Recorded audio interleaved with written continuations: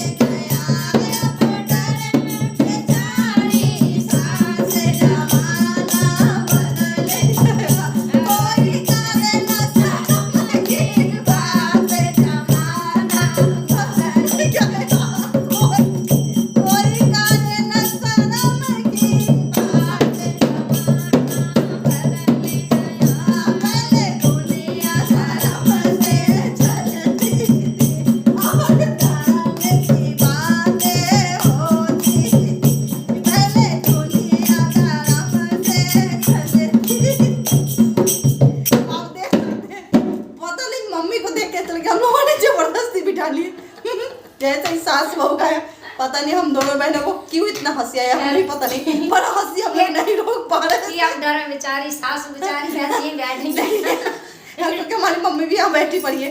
ये तो डर के बैठेंगे भाई। बिल्कुल नए जमाने का गीत था ये।